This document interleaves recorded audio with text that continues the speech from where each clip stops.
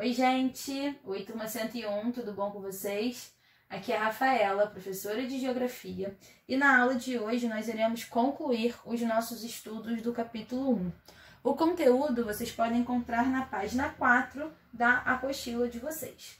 Nós já percorremos um caminho no capítulo 1, começamos a estudar a estrutura da Terra, vimos a composição do nosso planeta, falamos das três principais camadas, a crosta, o manto e o núcleo. Vimos também a dinâmica que envolve essas camadas, a sua composição e como que ela se comporta. Na última aula falamos sobre placas tectônicas, aquelas grandes porções da crosta terrestre, e vimos também que essas placas tectônicas estão em constante movimento.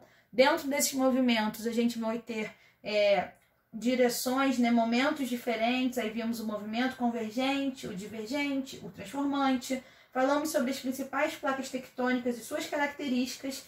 E na aula de hoje nós vamos direcionar os nossos estudos a entender os tipos de relevo. Primeiro, galera, o que é relevo, certo? Relevo é basicamente as formas da superfície terrestre. São as variações que nós conseguimos observar nessa camada superficial da Terra.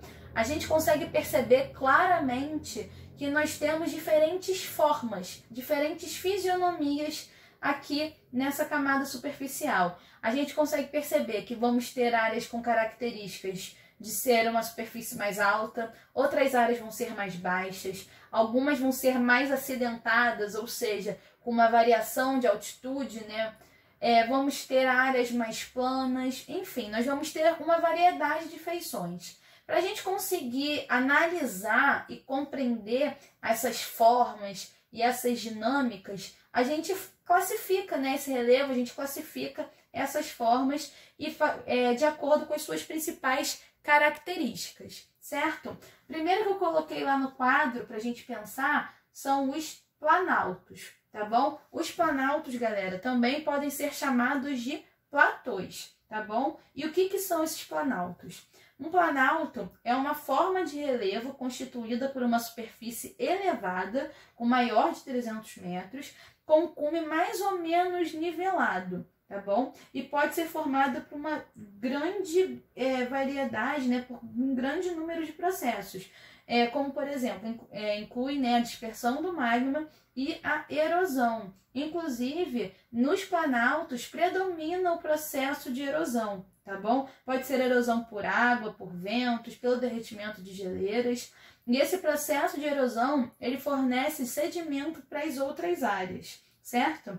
Graças à indústria, que foi se modernizando com as suas redes de transporte rodoviárias, ferroviárias, os planaltos foram povoados e hoje em dia eles abrigam uma parcela da população significativa, tá bom? A segunda forma de relevo que a gente vai ver são as planícies, tá bem? As planícies são áreas planas e baixas, tá bom? Com pouca ou nenhuma variação de altitude.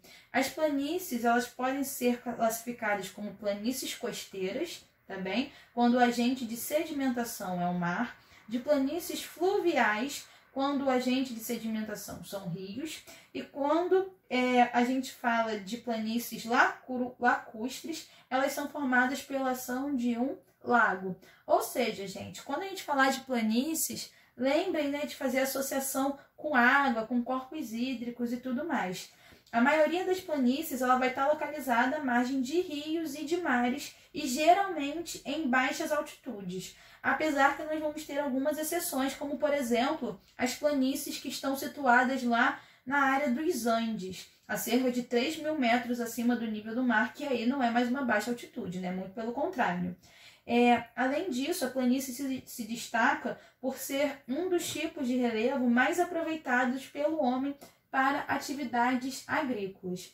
Se a gente falou lá nos planaltos que predomina o processo de erosão que fornece sedimentos, aqui quando a gente fala da planície, a gente vai ver que se caracteriza pelo predomínio do processo de acumulação e sedimentação. tá bom? Uma vez que é exatamente as planícies que vão receber grande parte dos sedimentos que vão vir do desgaste dos mais tipos de relevo. Depois eu coloquei lá pra gente as montanhas, tá bom?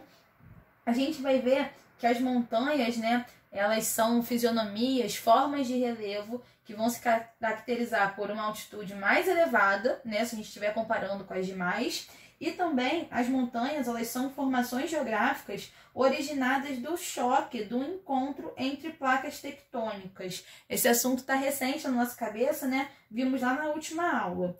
Basicamente, quando ocorre, né, esse choque na crosta terrestre, a gente vai ver que o solo das regiões sofre um impacto e acaba se elevando na superfície, formando essas montanhas, que nesse caso específico que a gente está falando, são montanhas de dobramentos, né? Grande parte desse tipo de montanha, ele forma-se na era geológica do Terciário, tá bem? E nós podemos citar como montanhas de dobramentos os Alpes, os Andes, as montanhas rochosas lá na América do Norte, o Himalaia na Ásia, enfim, nós temos diversos tipos de montanhas que nós podemos citar, tá bem? Quando a gente tem uma sequência de montanhas, a gente dá o nome de cordilheiras, aí vocês também já fazem o link, né? É Cordilheira dos Andes, Cordilheira do Himalaia, tá bem? Menos de 10% da população mundial vive em altitudes superiores a 1.000 metros. Principalmente, né, quando a gente tem vertentes íngremes,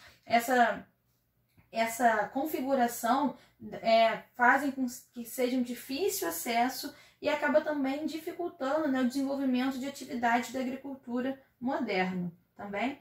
E além disso, no passado, por limitações das técnicas construtivas, as vertentes dos morros permaneceram desocupadas, né, por bastante tempo, mas mais tarde, em alguns lugares, elas foram tomadas por aglomerações com moradias precárias, como, por exemplo, as favelas, certo? E eu coloquei também lá mais um tipo de relevo, que são as depressões. O que são as depressões? Elas são áreas rebaixadas, elas são áreas que apresentam altitudes menores do que a superfície ao seu redor, tá bom, gente?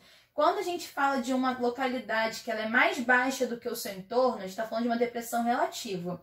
Quando a gente está falando de uma área que ela se encontra abaixo do nível do mar, nós temos a depressão absoluta, tá bem? E além disso, eu coloquei, né, pra gente, lá em cima, a ideia das terras baixas. Por quê, galera?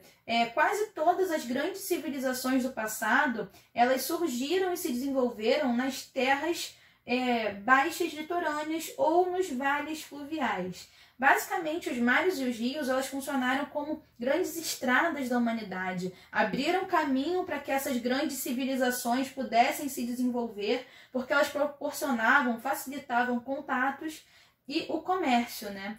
Essas localizações, elas continuam a ser valorizadas no dia de hoje, mais de 55% da população vive em altitudes inferiores a 200 metros. Tá bom, galera?